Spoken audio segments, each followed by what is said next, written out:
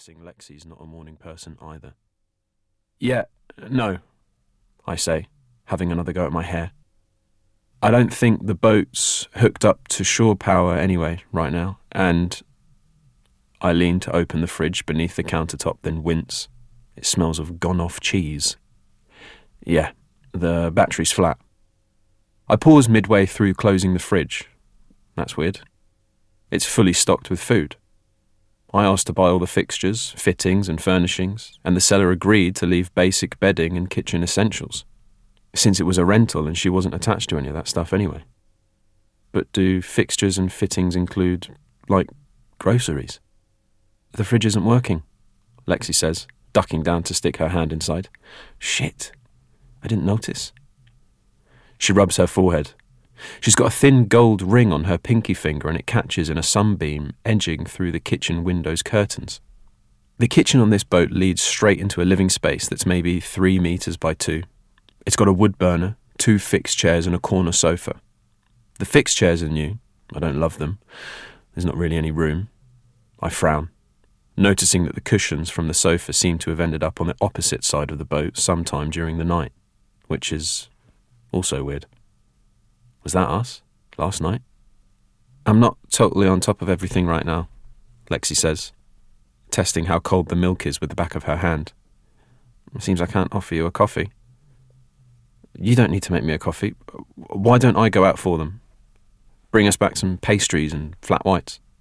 She looks up at me, suddenly focused.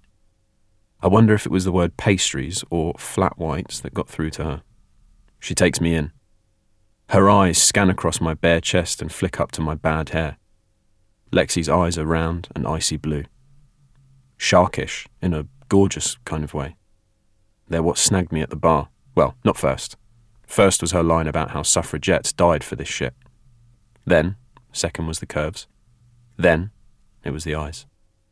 They're what made me break my rules. I've actually got quite a bit to do today, so... She looks away. No coffee then.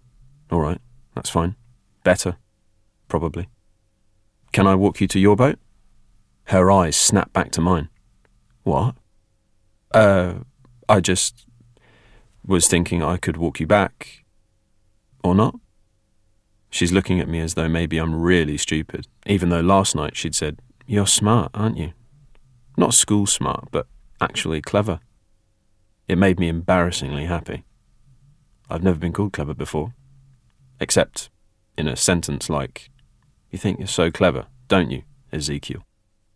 You don't need to walk me anywhere, she says. This is where I'm staying. I'm staying on this boat. Hey, what do you mean? I'm staying on this boat, she repeats slowly, as in, this is my friend Penny's houseboat, and I'm staying here for a bit. No. This is my houseboat, I say, leaning a hand on the counter as the floor shifts beneath me. I bought it on Wednesday. Lexi's eyes grow even wider. Are you fucking with me or something? She asks, straightening up to her full 5'1", 5'3" if you count the bun, she said at the pub. No, I say, trying to focus. I need water, fried food, and one of those coffees that's so strong it erodes the roof of your mouth as you drink. It used to be my dad's. He lived here when I was a kid. When he passed away a few years ago, I sold it, but then I decided, I came up here to buy it back. Didn't we talk about this last night?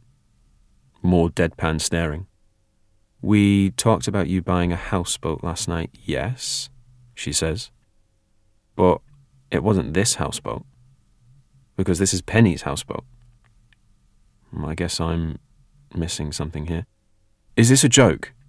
I ask. Lexi reaches into the back pocket of her jeans and tugs out her mobile phone, frowning for a moment before shoving it back in again. Okay, I have no signal, but if I did, I'd show you. It's on Houseboat Getaway Rentals. It was on Houseboat Getaway Rentals, I acknowledge, before I bought it. Is your Penny called Penelope Manley? Lexi freezes. Yes, she says, voice low with suspicion.